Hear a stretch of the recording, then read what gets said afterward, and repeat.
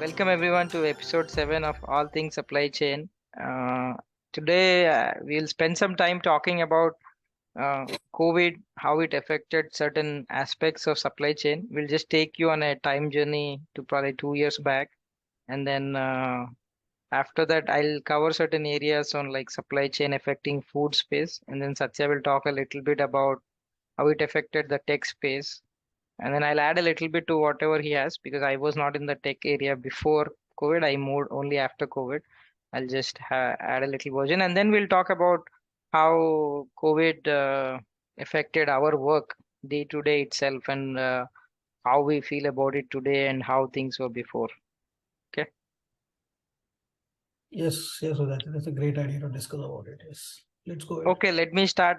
So I think let me just start here, Satya. So let's go back to ballpark February, March of I think 2020, 2020, yeah. right when the COVID hit, right? So when you think about when COVID hit, Satya mentioned in other episodes, and this is probably everybody's behavior. When the shutdowns were about to happen, everybody started stockpiling groceries at home, and they said, "Hey, we'll be locked down for some time, so we may not be able to." able to go out. That was the behavior on one angle. And then the shutdown and the lockdown itself, it's not only about shutdown of the store, it is also shutdown of the plants. It's a shutdown of probably some trucking. So it is shutdown across the board, potentially affecting things, right? So that's the first thing to frame up for. Uh, I think let me just before we get in, I just came to my mind. I want to ask Satya. So when the shutdown really happened, Satya, how long did you think the shutdown will continue? I'm just asking a guess. I think in our team we did a guess on like how long it will continue. Right around like I think in US our company March 17th or 18th was the last day, and then they said we're going to actually stay at home and work after that. And then in our team everybody took a guess like, hey, till how long is this going to go? Okay. What was your guess at that time? Let me ask you that. I remember this very clearly even till today. Like March 15th was our last day. When I say they announced this shutdown thing, and Yeah. we thought that like March 15th and hopefully by March and or April first week we'll come back to the office because I know that it was situation was very bad in China, but no one actually speculated, the kind of devastation we have seen in China would be so bad. And, it will go not just months and it has like gone in years. Even today, if you see, right, it Yeah. is still actually continuing. So Yeah. I yeah, think it was like when you a, say yeah. initial, yeah, when you say initial Initial, guess, that's yeah, what you we thought. thought Okay. I think the 2 to 3 weeks first is time what we thought. I heard about like this thing is probably in February. I have a friend who works for like a power system software company. He travels globally quite a bit. So he had a flight actually. He was going to go to Malaysia, and then like it was mid-February, and then he was talking about like, hey, there could be a potential delay. He's traveling a lot. Whenever he's in town, we used to play a lot of poker. So that's the time I heard about this thing. I really did not absorb how bad it can get. But I think initial part of around March, there was at least at General Mills, there was discussion of things actually happening. And in China, they shut down. We heard that. My manager told me that she was traveling globally and she was in Myanmar when the SARS virus hit China in like 2000, 2001 to 2004 period, and Okay. she said she was super casual about it. Okay, that's the first person I met who had a real experience with something like a severe sort of a Hmm. viral thing. Okay, everybody else had no effect. I was making a guess. We all made a guess. I said probably we'll be shut down through July. That's what I was thinking. July 2020. That was my thing. And I am trying to recollect that the longest anybody in our team guessed was maximum December 2020, and think about it how bad it was. Like have gone past all those assumptions very very easily, and this has turned out to be a completely different setup of things, right? Anyway, And so right, yeah, yes, so yes. from And that if I you think just going back to the food thing, right? Just I want to give a journey like of on the back what happens in supply chain for a regular consumer when they think about it, right? So in developed countries, pretty much almost a given thing. In US, the food at home consumption is 50%, away from home is 50%. So when I say at home, it is like you bring packaged food or you bring vegetables, you cook, or pre-packed thing you freeze, and frozen thing you're eating. That's all like at home consumption. Away from home would be like cafeteria at work, McDonald's, dine-in restaurant, premium restaurants, whatever, fast casual, all that would be away from home. So when the COVID shutdown happened, when you're buying all the stuff from the grocery stores, like for your at-home consumption, you think about the back supply chain, right? Anything. Let's take something very simple like a sandwich. You have like bread slices, and let's say you have a little bit of chicken and some vegetables in that. So the bread was made to be sent to like a away from home consumption at your office cafeteria. Now the whole supply chain is shut down, like, and you're buying more bread from grocery store, it will not be available, right? That's the thing I have seen on our product lines as well. So for the production line to ramp up, you have only 3 shifts. How can you increase capacity? Maybe we'll say, hey, the third shift is open, we'll hire extra guys and we'll open up. But again, the shutdown extended not only in retail stores, it also extended in the plants, right? So the plant lines were not running, some guys were sick, they were not able to come in. So, because food was at least essential, technically speaking, the plants were running, even the food. But the mix shift is a huge hit. We had a huge demand spike and we are not able to keep up with it. And now think about the whole back supply chain, right? Let's say I say, oh, okay, I have capacity, I can make more breads, but you need to get more wheat and you need to get more trucks, right? So if you're having trucks coming, let's say Chicago to, I'm just hypothetical example, Iowa, you used to have like, let's say, 15 trucks doing shuttling every day. All of a sudden you want 25 trucks, you cannot get the trucks. So this is a Right. very severe effect. At every degree it is going to affect. So I think it's very difficult for people to absorb it, but COVID was an extreme effect on supply chain because of the mix shift. Shutdown is one thing, mix shift is another thing, and then the other piece, let's say, 2 months the shutdown was there, after that things opened, you can say, but 2 months is a hell lot of a time. Okay, you cannot make production, you cannot catch back on that production easily. It will take some time, a year, 2 years to catch up, because you don't have excess capacity. Normally you run from, worst case, you're like a new line, you will be at like maybe 30, 40, 50, 60%, but any mature line you'll be at 75, 85% utilization, even if you throttle up to 100%.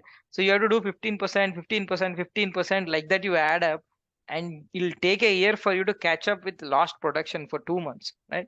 That is where the healing of supply chain takes time. I think hopefully that makes sense. That's what I'm trying to emphasize for people. It's not like on and off button, things don't happen, you know. No, that actually, that's what I want to reiterate the same thing, right? Like in supply chain, things might look, as I said, on a high level, might look very simple, but there's a lot of complication involved because there's so many millions of things involved. As you said, right? You want to increase something, let's say, consumption of or production of, let's say, bread or what. Like we can talk about a simple thing like a bread, but just Yeah. imagine the complexity that is involved is because you have to order raw material that again impacts the logistics piece of it, where where you have this raw material coming from different countries and all. It trigger all the points, right? And wherever, if you get stuck, if you have a bottleneck at any point of now, at any place, it could be any parameter, it could You're be right. location issue, it could be logistics or lead time, whatever it is, right? And it impacts everything. Right. Something you're not able to get, it impacts every down the lane. It impacts your all the upstream activities. And that's why all the strategic decisions what you take can be sometimes a boon for someone who can visualize these things. And that's what I feel. We live in such a complex world.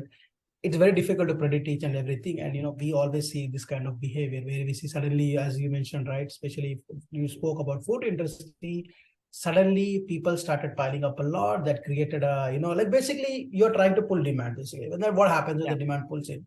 You have to pull in the raw materials. You have Yeah.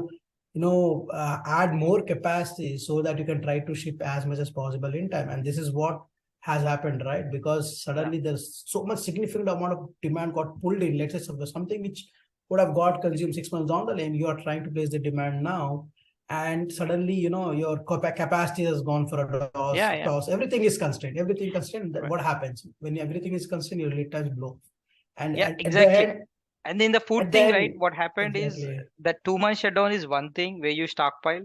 But if you look at the statistics at the restaurants, right? So what happened? The shutdown was done by May and things started opening up. But because of psychology and the effect of things, consumer did not go into do dine-in restaurant yet, right? So if you look at volumes of the restaurants, they did not recover until almost 6 to 8 months. Okay. So let's say 100 units is what you sold. You never went back to 100. It was always like under that. They were at like maybe like 30, 40, 50. During the shutdown, it was really collapsed. And then after that, some people started dining in, and then there was a lot of takeout type orders coming in slowly. So the volume slowly went up from 60, 70, 80, and they were at 80 range for a long time. They never came back to 100. So they imagine even that. So that means the effect of at home eating supply chain prolonged for a long time. It's not just a 2 month effect. Even the next 6 to 8 months, you had to eke out 20% extra. It was a gigantic effect. So that led to really, demand supply mismatch happening across the board. And then when there's a demand supply mismatch, what happens? The price goes up, right? And then these companies Mm. as well, they have done price increases because on their ingredient side, on transportation side as well, prices went up. I think you would have seen the ocean freight, I think price went up 5x. Exactly. And then even trucking side also prices went up.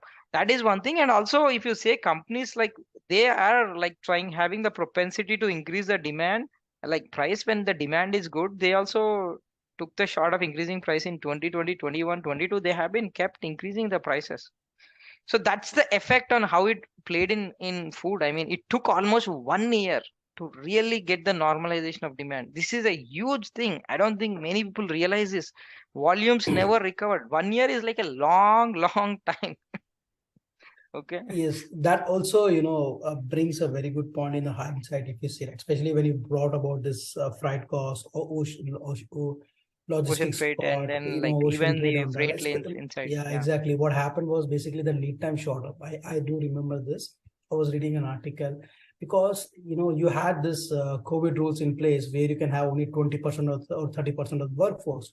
So the time that was being taken to handle all these products, goods movement, it was taking more and more time. Like Right. something, if you are shipping, let's say your average ocean lead time is 4 weeks from coming from Asia to North America, it went to like 8 weeks, 10 weeks. Just imagine, right? And then what happened? Add to the cost, and you have to expedite, urgent orders that has to come via air, and air again your cost has gone up. So what we have seen is that everything, it has gone down to the customer. As you said, right, the prices have shot up because even when you say the other costs that are related to it, even they also shot up. That pretty much Yeah. brings to the point the people who are supposed to be there at the ground floor, at the Yeah. ground, who are managing all these activities, how critical they are to our supply Yeah. chain, and what happens when you don't have a plan B Yeah. to see I how think these. I think on the critical thing, let me make a point. I think this is very important and funny in the sense, okay? We all talked about frontline workers. I mean, I'm not talking just about nurses and doctors, that is still Yes, there, yes, but like frontline workers in the sense the trucking guys, delivery guys, and all these things. yes, yes. We said, hey, they are very important. Even today, they are important. Importance doesn't mean that they'll get paid more. I think I want to just Exactly. highlight this simple point to everybody. Importance doesn't mean that it is there things don't run. That's how it is in most parts of your life, without a pant you cannot operate. That doesn't mean that you'll get paid millions of dollars.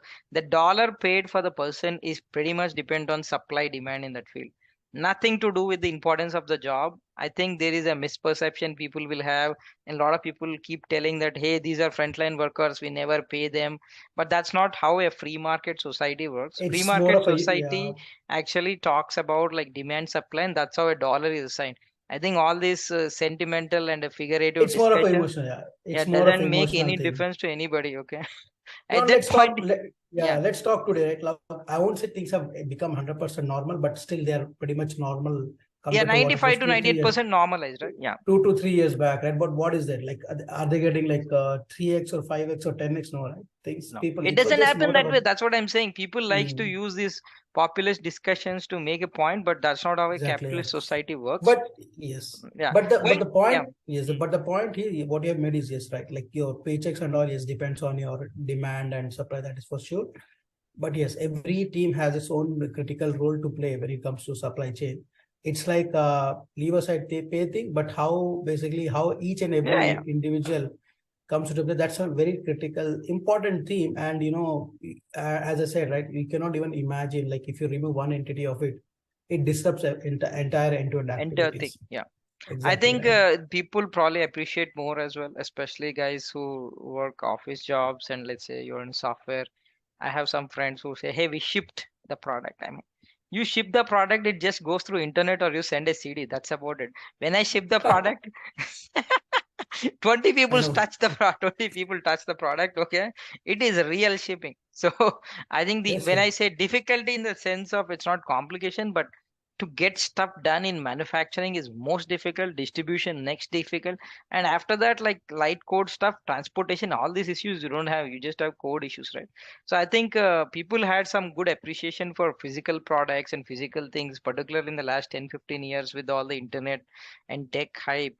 I think these have been pushed to the corner. I am not saying they are getting paid more or anything, but anything But at physical least takes it, time, yeah, it energy, and brings, it's yeah, it important. brings awareness among the people that what they are doing is also very much important. They are adding value addition to our lives in getting those Yeah. products delivered. I think So in that sense, yeah, yeah, Sadhguru.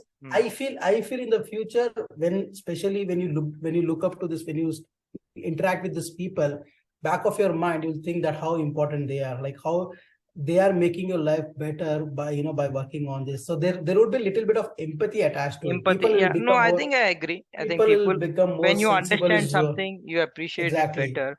But I think I'll right. give you an angle of some positive effect from free markets point of view. Okay.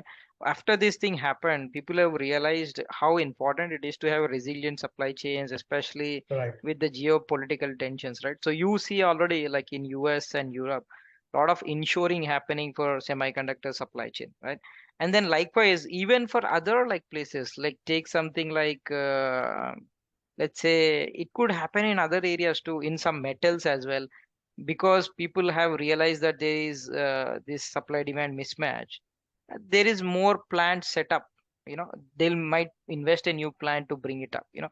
So that is how the free market works. So this demand supply mismatch creating the higher pricing is a good thing, but COVID was an exceptional event which made it look really bad. In a normal environment, it's a good thing. That's how a new plant is set up, gives the encouragement and courage to take the risk and go set up a new plant. Yes.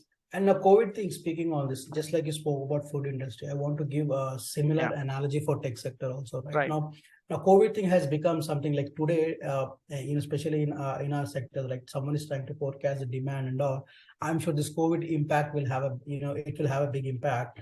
When they try to analyze something, how they want to carry the buffers or whatever it is, what should be their strategy from supply chain point of view. Now, I think it is going to be bit more interesting because, as I said, right, in especially in a product based companies, you have to have the product flowing in. People you need to have people physically working on the shop floors to make sure the products are being processed. They are moving from once work centers to so many work centers, and ultimately it's a commodity. It's a product that has to be shipped to the Yeah, customer. So you need people on the shop floors, right? Now, there, because of COVID, like earlier, let's say 100 people were working. Now, let's say people who got impacted by COVID, so they cannot come to the factory, right? So they have to come up, with a plan that's saying that, hey, okay, not 100%, but 30% people can work. Now, what happens with that? Your your supply output is going to get impacted. Now, some companies, because of this, they have realized how can they actually fragment their categorize their work, which they feel that some things that can be done from work, can be done from home, something they feel that has to be done at the shop floor itself. So these are the things they have categorized, and they felt the need, the necessity for them to move to a digital supply chain. Like if you see most of some of the legacy industries or big old countries, still a lot of work was being done, or the way actually they operated was that it has to be done at the shop. A lot of activities. Now they felt that okay, there is a need for them to centralize all those things, where they have to move this work to say digital supply chain, where at least if something happens, similar thing happens tomorrow, at least some percentage of workforce can work from home, and they can create that leverage, they can create that system, so that even sitting at home they can manage some activities. Like it could be transactions they are performing in systems, they Right, don't have to be there in shop floor taking that job card, manually filling it out, all those things they right. can move it to the systems. And this is what I feel in tech sector is happening, and that's what has happened is companies started moving towards digital supply chain from their traditional supply chain. And what happened when they started moving to digital supply chain is that kind of, now if you see now, especially the big companies like Amazon, Microsoft, they have their own servers where they're basically renting out their servers to the other companies. They can move their supply chain over there, and it's like a win-win situation for both the for both the businesses.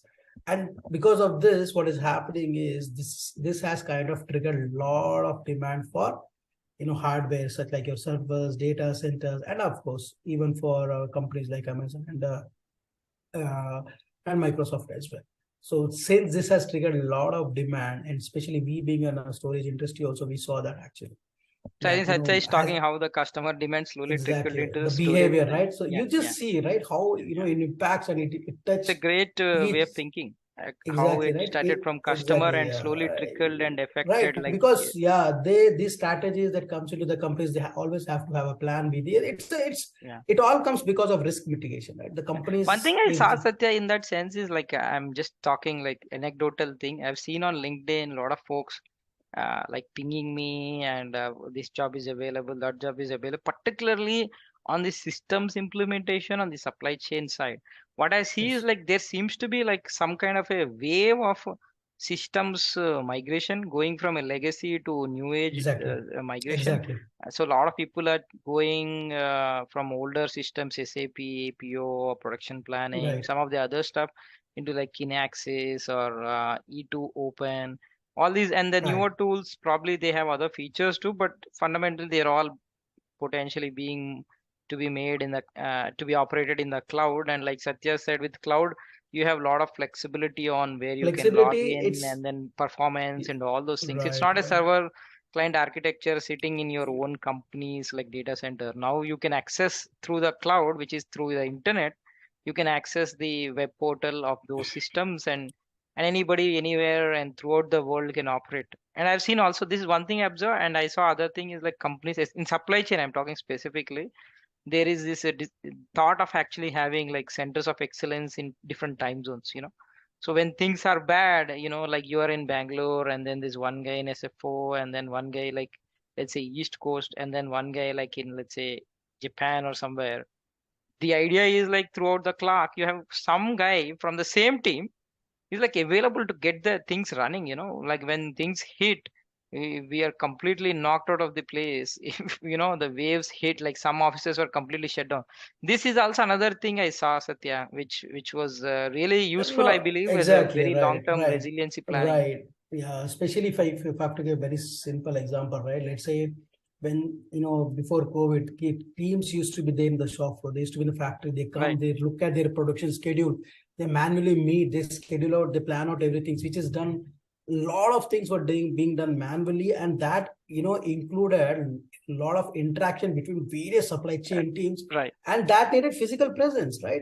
right. And now the companies realize, no, it is not possible. Let's say what happens because of XYZ situation. Today it was COVID, tomorrow it can be earthquake Something else, or yeah. let some tsunami, whatever at XYZ reason. And they have to be very proactive to see, can they move something to that, like whatever things they can move to is digital supply chain that can give them the lever. Hey, if you cannot do this at shop, or you can go to your home, you can still operate things, you can manage minimum stuff that can be done from home. You can always collaborate in a meeting and still can be done. And for that, they need a very common tool where they're trying to centralize all these activities. And earlier, what was happening was people, different teams were working in a different, in silos, taking Yeah, input from one team to another, and then they will work on it. Then their output will become an input to some other team. So all those things, redundant activities, where you say, right, where right. dependency was there, it is being killed. And this is where, they are going to digital supply chain, where it's just not about planning, but they get a lot of other features as well from analytics Yeah, point of yeah, view. They can review their plan, everything. They can always, of course, it's a continuous improvement yeah. process, but at the end, it's an optimal plan for them where all the teams that are involved, right? You can also optimal, you can optimize resources also, right? Yeah. Sometimes there is a redundancy. We can, And especially also when there there's are a lot of overlaps. appreciation, for people. I Exactly. mean, some of the companies, let's say they haven't caught up with newer tools and Right. things. They are forced to now look at it. Now people realize that you can have, let's say, weekly control tower type dashboards where you have a full handle on things, end to end, what's happening, where it's happening. So that type of appreciation and need for it actually came through COVID, and after that people are just adopting it into their day-to-day or weekly processes. where it's a full view on things, and and you have a good control of stuff, which is actually good positive outcome which came from COVID. I wanted to actually go to two other topics, Satya. First one, I Sure, think, is sure. we'll both talk on it. I don't know how the COVID work from home and how you worked before, how it changed, and that aspect of it. I'll talk on my side first, okay? So I felt like Okay. once the COVID hit, we came back and we're working from home. Honestly, I didn't feel like there was any different, because even when I was going to office, I used to go to a conference room. I used to have two, three guys, but my R&D guy, my QRO guy, my plant guy was always on the like Teams or a Zoom call. So it was almost like remote work in that sense, right? The only thing which was there is like some of my, and then some team, all the team members, you don't work on the same project, right?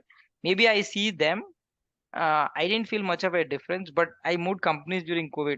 I think that's when I felt big difference. So not working from office has a huge effect on unplanned learning, and connecting the dots and knowing about other teams, what's happening around, which will indirectly help you click things. The direct work, like task oriented, process oriented, I felt like it has zero effect. You will learn and you'll do well, but the overall thinking and how the behaviors happen, biases come, how the structure is set up, those kind of things you're not able to hear. You don't talk to somebody at a kitchenette, or somebody's telling you something not related to it, but it'll connect back to you later. That I felt was a significant disadvantage of not working from office, Satya. So it's very unclear for me still how to tell whether working from home is advantageous completely and not going to office is advantageous. But I at the think same time, now if you yeah, see, even if you go to office, the whole band is not there. The whole point is lost again. no, no, that yeah, So, that is so, true. That is if, true. so we are somewhere stuck in the middle. I don't know what is a good solution for this. I think this would be way of life, but yeah, like anything you see, right? Anything you see has its own pros and cons, and that will be the case for anything, right? Same thing Right. for COVID as well. When if I have to talk personally about my pros, like definitely I'm saving a lot of traveling time, and that time that I'm saving, probably I'm using it for my personal time. That is the biggest advantage I see, right? But Right. yes, I do pretty much agree, and I'm sure most of the, especially people who are working in corporate world and all, they would definitely tend to agree with this, that the biases that comes in place, especially when you're working from home and not actually having this eye contact physically, that makes a lot of Yeah. difference, And right? you don't know about auxiliary teams, right? Like what's happening. I'm not only talking like within supply chain, outside Yes, yes, supply chain. Hey, this is what yes, yes. happening. This product launch is happening. And there is a vibe and there is energy to things, because like there's a new product we are launching, marketing guys say this is what's happening. That is energizing for you. Oh, hey, how am I contributing? What's happening and all that, I right? know. So in that sense, Uh, I feel there's a Yes, little bit of yes. myth there. Yeah. And also, I think to some extent, efficiency is also right. Especially, let's say if I have to understand some concept, I'll give you an example, right? I have to, Yeah. let's say I'm ramping on something. I'm a new to a team. I want to understand something. It becomes very easy when someone is explaining, in front of my eyes, right? Right. Someone whom I can see physically, because I'm not just listening to him, but now I'm able to physically see him, right? Yeah. Yeah. So, and the body expressions and as you said, right, the Yeah. biases. I won't have any biases if I'm actually able to see his body language as well, because then I Right. can Right. make it out what exactly And his also some expectations are brainstorming from. sessions are effective only Exactly, in right? person, right? Yeah. So things that might take today, if I'm working from home, let's say if I have to understand a concept, things that can take me, let's say, a week to understand, now it is taking 4 weeks. So those inefficiencies are creeping Are in definitely because of there. these Yeah, things. yeah. Uh, I those think once inefficiencies. things are set, and if you're not doing anything new in the company, you're not Yes, too probably curious about learning. Working from home is probably a better way, exactly. but Yeah, for the different other way situation, around, it does. not. Yeah, Yes, not the not so degree good. of the magnitude of work, the magnitude of pros and cons will will vary based on your situation as such. Yeah, What situation you are into, what kind of companies you are into, at right. or what level you are into, whether you're learning something new and all those things, or if it is pretty much the same, then I think you might see more advantages than the No, disadvantage. that And I that that think makes total sense. I think I feel like new grads working remotely and all is going to have a huge hit it's on them. cool. Yes, It's not it will going be to. very They are not going painful. to have good learning and a holistic learning more than I anything else. know. Yes, yes, I agree. They cannot actually things, when they are getting trained and all, let's say they might get exposed in all different directions. They'll get feedback from all Right. people. But now today, what happens is that someone, if let's say a new person also join, most likely we might not even know about it, and even let's say we know about it, we might not even realize because you have not seen him physically, right? Right. That makes a lot of difference. When you see Yeah. people I think physically, out it of runs mind, back out of of your sight mind. thing Exactly. is a real Very thing. true. Very true, actually, right? So, Yeah. and that guy, whoever joins, he might also feel bit, working in silos. He might not be. And this is what I feel, this emotional attachment. It's Sense of somehow. inclusion Exactly. will not Earlier, I happen used as to much. think, frankly speaking, I myself also never used to place too much of importance to this, being an emotional attachment, but somehow that plays a very big role. Yeah, that sense Actually, of inclusion doesn't happen. So you want exactly, to feel like you're exactly. part of the pack, right? Whatever it is. Right, right, right. That will Yeah, be the missing part I felt. exactly. Yes, The yes, other yes, one I yes. had in mind was this is an interesting piece. I think I'll at least provide my insight. If you have anything, you can add there. I have seen some of my friends talking about, like, at least in the US, I can talk about some products like, food products like spinach or avocados. Prices actually started dropping quite rapidly. Okay. And I'll tell you, like, around COVID time, spinach, I think, I don't know what is the pound or what is the quantity of it. Like, it used to come in this big box. It used to be about at Costco here, maybe like $4 to $5. That's about it. I think the price went to almost $10. Okay. And then the prices actually now are back to normal, like $4 kind of a range. And some of my friends started, hey, we have now deflation, not inflation. The prices are coming down and all. I just want to actually highlight one thing for people so they clearly understand this. Okay. So any product you buy, you have to think about it as a commodity and a non-commodity. Okay, that's the first thing. So any commodity, what happens is the supply demand dynamics will come up to them, and then the prices are not sticky. They're not in, they're elastic. So for example, if the spinach price is $10, you will see a lot of farmers or other guys putting spinach, and supply will spike up so much that the price will eventually fall. Okay. That's how it works in commodity products. You will see that in like avocado or spinach. But if you take a box of like Kellogg cereal, right, you will never see the price going back. I can almost tell you with full certainty. So that is a difference between a branded product, a commodity product. So Kellogg cereal, when they had the chance, they increase the price. They never are going to decrease the price. Okay, because there is no alternative to that. Okay, so when the customer was willing to pay that, they increase the price. Worst case scenario, they'll do some promotion here and there. They'll do some couponing and all when the volumes are soft. But the price is not going back to the past situation. That's almost a given thing. I know these guys have increased prices because of commodity, wheat, all these things going up, and then some of the other things going up too. But I think once the prices go up, they don't normally come down easily in space. So that's how you have to think about the products. Like gas, like petrol is a commodity, so price can go up and down with supply demand dynamics, right? But your Kellogg cereal will not go down. Your Colgate toothpaste, the price will not go down. That's not going to happen. That is something to watch and understand and think about. I'm just giving the angle of supply demand, price elasticity, how it will affect inflation, right? And then another thing is all these products, one of the component of price that goes into them is ingredient, and then like the trucking we talked about, and there is labor, right?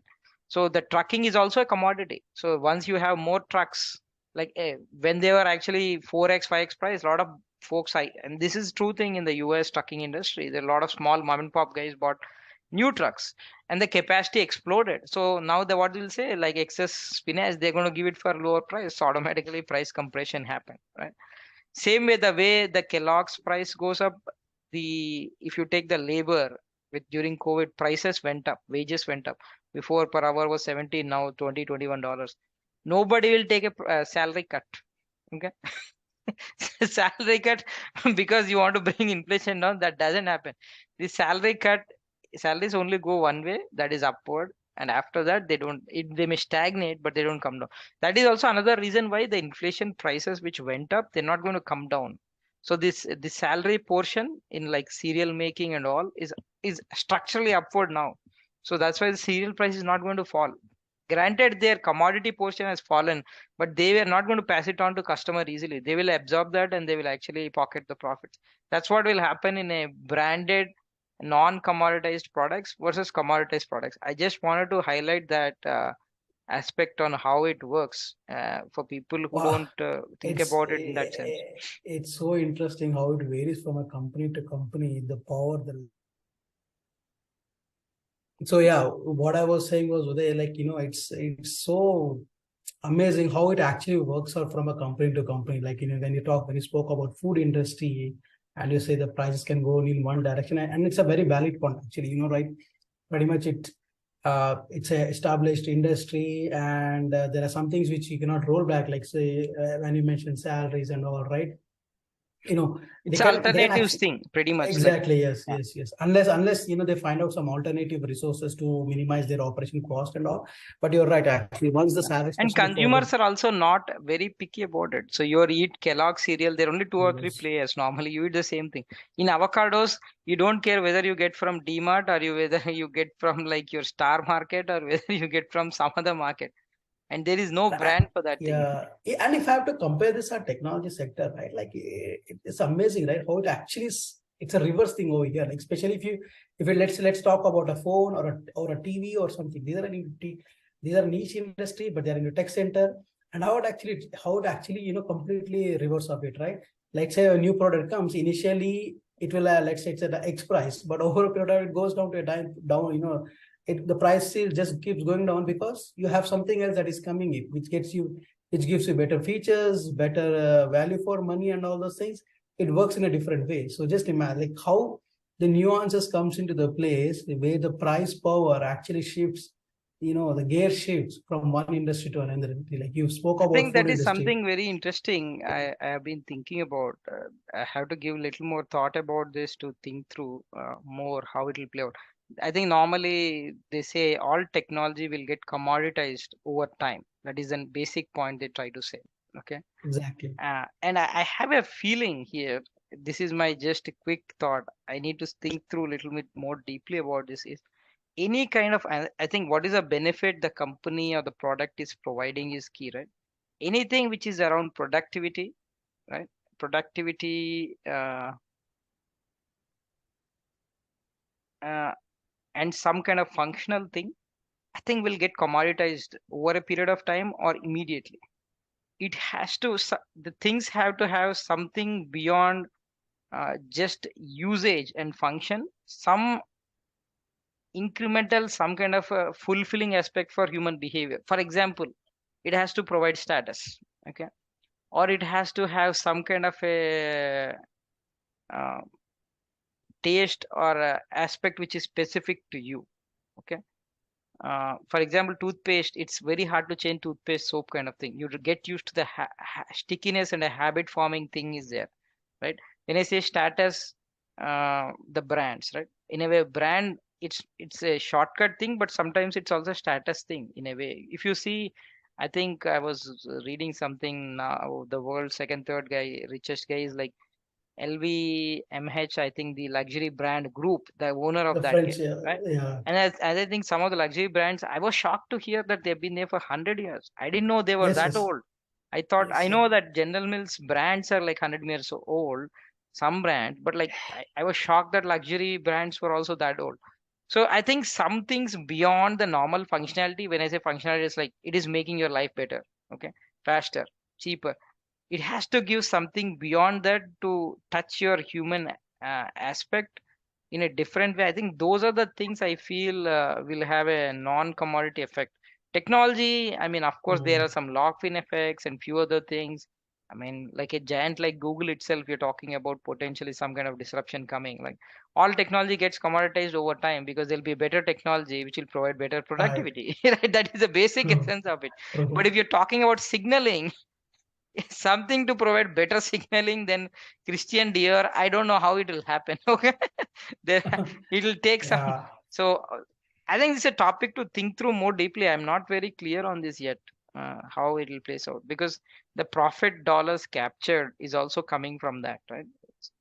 No, it's true, actually, and it's so interesting to see how actually it varies from industry to industry. Especially how you can even control the levers. When you have to decide this, MRP on the products and all those Yeah. things. It's amazing, and That's what make I would feel, you know, kind of a make or break situation for a company. Like think about Apple, right? Yeah. Apple, it's the end product that goes to the Yeah. customer, and we know just it's just not about the features that it gives to the customers, but it's today it has become more of a brand. But the brand of Apple is so big. Especially in India, I think It the is gap between like Apple and other companies is like so big, so gigantically huge. across, yes, I think Yeah. across the I mean, globe, I would across the say. board it is there, And but I'm saying the penetration in US at least is much higher. If you take Apple exactly, versus Android, US in India it is like because Apple is the Apple and the Samsung S Galaxy series are so expensive still compared to per capita. true. The aspirational aspect of Apple is like tremendous. I Yeah, mean, tremendous. Yes. And I'll tell you what, being in a tech industry, right? This Apple business of there are so many businesses, especially small semiconductors. They are pretty much so much dependent on Apple because Apple consumes some components, and those industries, those big businesses, they survive because of Apple. So just imagine yeah. from not just supply chain point of view, but from economics point of view, how many people are dependent on Apple so much so that their company's growth, revenue, and Yeah, yeah. internally the people again. Uh, So if you see Apple just is right, the kind of impact it has on so many people on their day-to-day earnings or what, it Yeah, yeah. has Smaller significant company impact. is significant. And now it's a gigantic company, So so the the value effect is, addition, I think that the value addition that Apple as company like an Apple has created, it has, I mean, just an example, right? It has a big impact on so many people across the globe. So yeah. that's why if anyone someone comes up with a value proposition, he's giving some value to to end customers, internally, and when you start backtracing it, it basically kinds of generates so much of employment. Apple directly creates a lot of employment, but indirectly also it is creating so much of employment. Ultimately, the value is just not being transferred to the end customer, but it is also being generated to the people who are Yeah, part yeah, of it. that is very true. I mean, I think a lot of other suppliers, everybody's getting, but also the brand part you made, right? I mean, that's very important. Apple was in the PC era, they were able to successfully graduate to the mobile era as well. I think the brand value is very important to do the value capture. People don't think about Apple as just like having some, it's not just a functional thing, it's much more than that. I mean, leave the design, all those things are there, but they all actually amplify, but the brand aspect is significantly higher. So this is something to think about, Satya. I feel very fascinated by this because a very sophisticated semiconductor guy having a commodity product. I mean, processing side, CPUs, GPUs, less commodity, but storage, memory side, more commoditized. They are not getting pricing power, but like here, like somebody making cereal is having a hell lot of pricing power. That's something to think about. And then if you take Coke, I mean, if you take something like Coca-Cola, for simplistic sense, like sugar water, guy. Yeah, That's what yeah. If actually. you, That's yeah, what I think. That's what I think. this yes, this was one There's of a the famous thing. yeah. Steve Jobs actually got a CEO from Pepsi. Like he works at Pepsi, John Scully, like to run Apple at that time, like marketing and all. Eventually, they had issues and then fell off, and then that guy could not understand technology. That's what probably at least the story history says. But here he asks him, "Hey, do you want to spend your life selling like sugar water, or you want to work for something revolutionary for humans?" And that's how he got him. But I mean, in the sense, that's where I think Apple took the things from there and still kept the brand value, and they also got the technology aspect both together. It's not just about technology. No, yeah, I think before ending, I just want to close on this, Yeah, the power of branding. Actually, I was actually reading this book, The Psychology of Money, actually. right.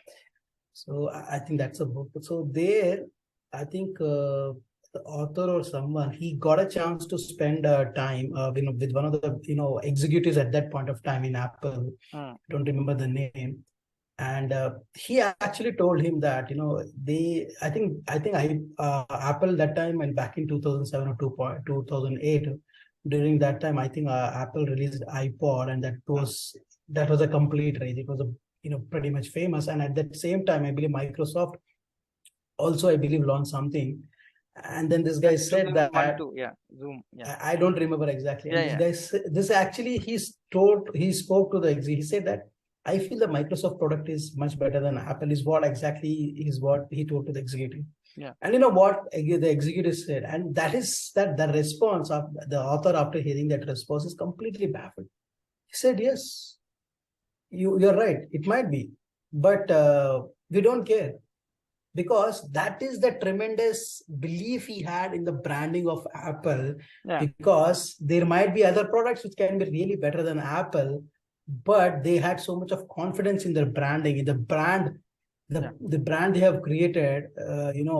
I don't know how actually and how they're able to sustain it for such a long time. Also, it's amazing because they were, and that pretty much highlighted there of what is this infinite thinking. Actually, they were not, they didn't have this finite thinking. They were going with this infinite approach, infinite mindset. Like they were never bothered about their competitors.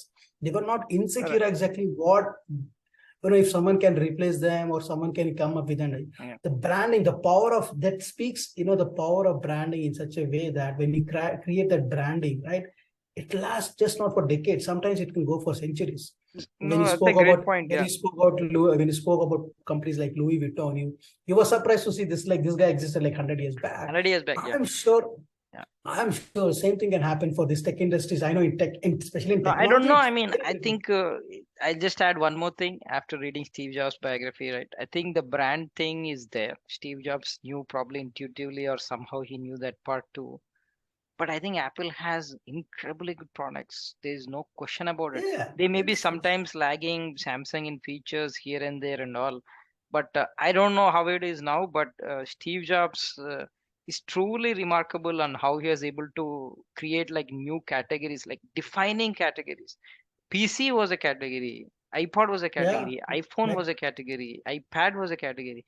Each category, and then I think there's some interesting stories about Steve Jobs, like how he actually thought about iPad and then how it became. So they were actually working on iPad, and then the idea of phone came about. They shelved the iPad project and they took the phone project and they completed the phone project and then they came back to iPad. The pride they had in their products is also quite exactly good. But I think your point is great. I mean, branding can give you that kind of intangible effect. See, there are two things I believe, right? So there's only two ways you can actually add value, and also in a capitalistic sense, a company can capture some part of margin dollars. Either you create value or you create a perception of value. There are only two things. Okay. The create value is the functional part I was talking about. It's like, okay, you make it go faster, or like you have a faster delivery, or you have faster RAM, those kind of things, right? Perception is actually you don't need to do it. They feel that way. The packaging is so good, you feel good about it, right? Or the name is so good, you feel good about it. Once you associate, you feel better about it, right? That is the thing. So I think both are very important. Sometimes, I mean, at least I had a really bad eye for like just creating the perception, but the world works in its own weird ways, and not everybody only cares about like the true function. They also like the perception. What can we do? All right, Uday. We'll wrap it over there. I think sounds good, Satya. We'll talk tomorrow then, or we'll talk next week on the topic. Okay. Sure. Okay. Then. I think it was a great discussion today. Actually, it definitely brings a lot of perspectives from pre-COVID and post-COVID, and the branding and how actually supply chain behaves. The entire, when someone today, at least I feel from these videos, someone they see that impact, or they they just people understand what they see in front of their eyes. But now I think when they see this kind of catastrophic things, they can relate back to how things works, especially in this kind of industries. I mean, how, and you can generalize also, right? Not just in this industry, like how basically it shapes how it impacts other entities, right? People can relate back this, and nothing, whatever people get to see, like even say, and we have spoken about this, like even if they get bread packet in their hand, there's a lot of things that are involved. So many people, I think many people are involved in that. So they can now understand how basically things can, go in different directions when, suddenly when things they have been seeing on a regular basis, and suddenly they're seeing things that are in a different way, and how it impacts all these things. No, that's a great point. Yeah. Hopefully, I think we probably stoked some of your curiosity by this discussion. I hope this will be very useful to them, actually. All right, Uday. All right, sounds good. Yeah.